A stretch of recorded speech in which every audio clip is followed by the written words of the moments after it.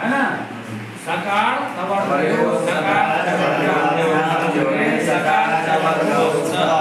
ये अस्तु अस्तुमा सुकार हुआ। सकार तवर्गयो मन धन सकार और तवर्ग को तालव्य सकार और चवर्ग से जोग रहने पर दंत सकार को तालव्य सकार और तवर्ग को चवर्ग रहता है ना। यही ने कहा अस्तु अस्तुमा अस्तु सकार तवर्गयो सकार चवर्ग अभ्याम योगे सकार चवर्गो हो गया। अब क्या है? सात परस्य पहले रामस्य उदाहरण क्या है? रामस जोड़ सेते है तो रामस में धन सकार है, सेते में तालब सकार है। तो यहाँ धन सकार रामस में स्व है, उसको तालब सकार से योग है, सेते में सकार से तो धन सकार को भी तालब सकार हो गया तो रामस सेते बना। दूसरा उदाहरण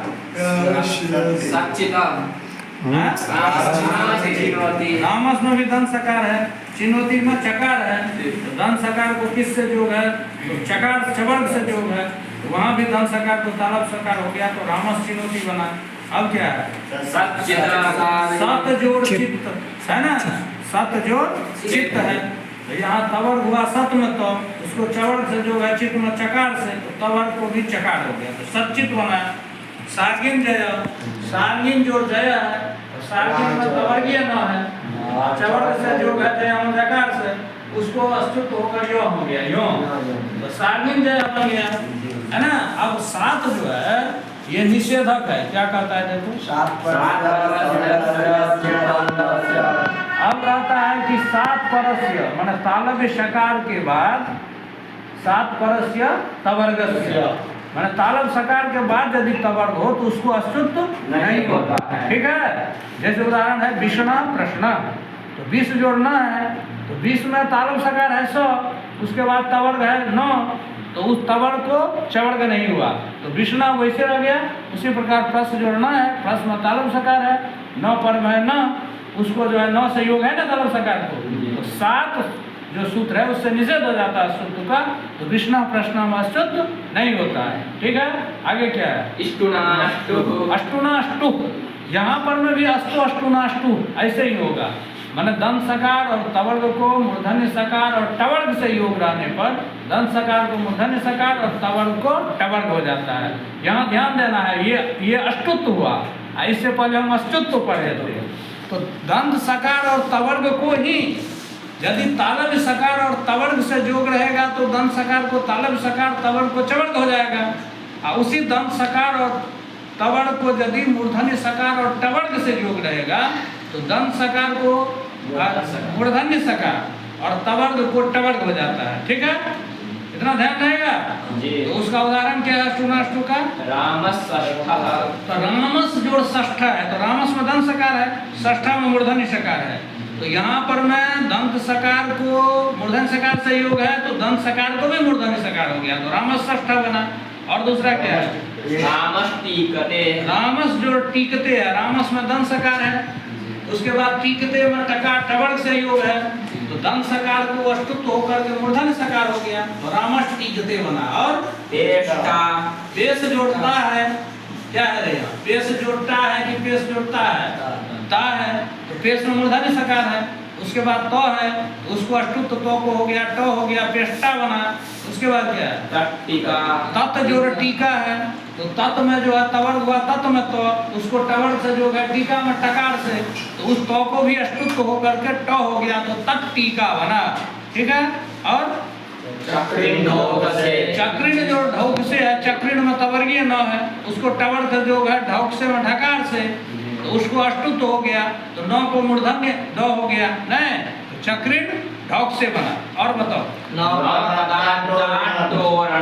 पदांता टोरण क्या कहता है? पदांता टवर्गा परस्य माने पदांत टवर्ग से नाम भिन्न जो सकार और तकार होता है उसको अष्टुत्व नहीं हो, जैन है जी। यानी नाम रहेगा पर में तो अष्टुत्व हो जाएगा, और नाम यदि पर में रहेगा तो अष्टुत्व, नाम रहेगा तो अष्टुत्व हो जाएगा, और नाम के भिन्न अलावा कोई रहेगा तो अष्टुत्व नहीं होगा। ये ना उदाहरण लो, उदाहरण सट संतः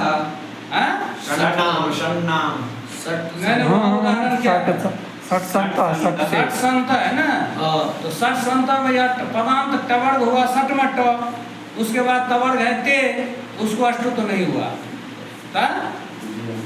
षट ते षट संता में दन सकार है, तो पदांत टवर्ग हुआ षट में ट, उससे दन सकार है, संता में स, उसको अष्टुत तो नहीं हुआ। और षट ते में भी वही हुआ, पदांत टवर्ग हुआ षट में ट, उससे परे ते है, उसको अष्टुत तो नहीं हुआ। और क्या है? पदांतात किम, तो सन्नाम पदांतात किम में क्या कहा? उदाहरण क्या?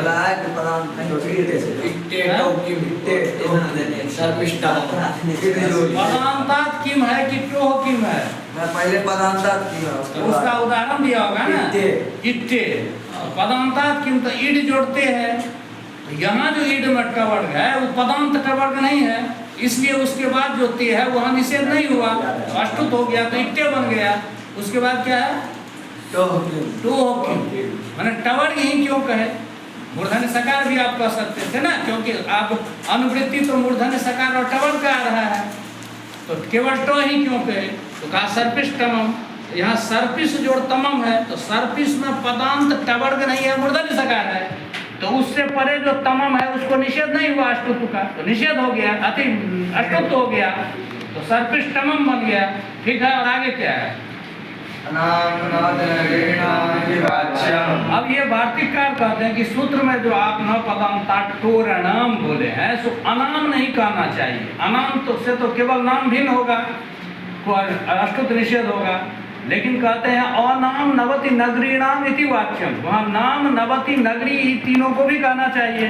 ठीक है, तो अब जो है ये तीनों पर में रहने पर, नाम नवति और नगरी तीनों पर में रहने पर अष्टुत्व का निषेध हो जाएगा, है?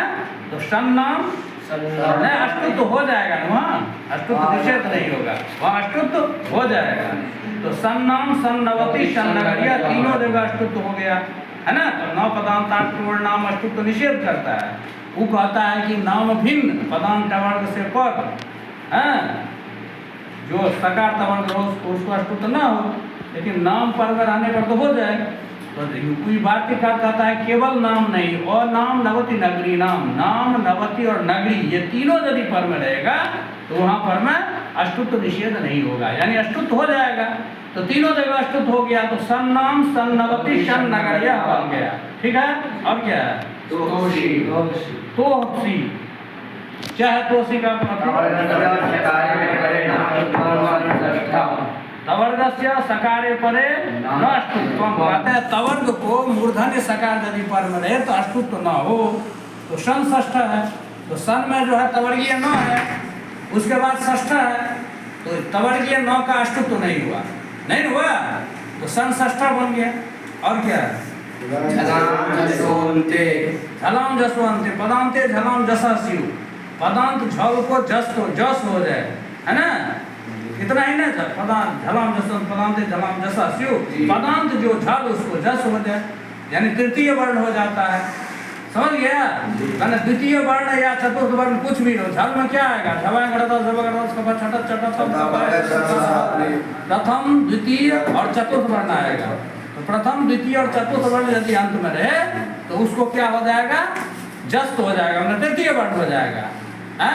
वह अवसान से चर्त भी होता है ना अवसान में, तो दोनों हो जाएगा। समझ गया? मतलब तृतीय वर्ण भी हो जाएगा, प्रथम वर्ण भी हो जाएगा। तो जैसे बाघ ईसा है, बाघ जो ईसा है, झलम जसवंते पदांत झल क्या हुआ? बाघ में को, उसको जस्त हो गया, तो को जस्त गो हो जाएगा, उधर ईसा है मिल गया तो बाघ ईसा बन गया। अवसान में रहता तो बाघ बाघ दोनों रूप बनता, जैसे बाघ और बाघ बाचो बाचा रूप बनता है ना रे, समझ रहे बात को? तो ये हो गया झलम जसवंते से। और बोलो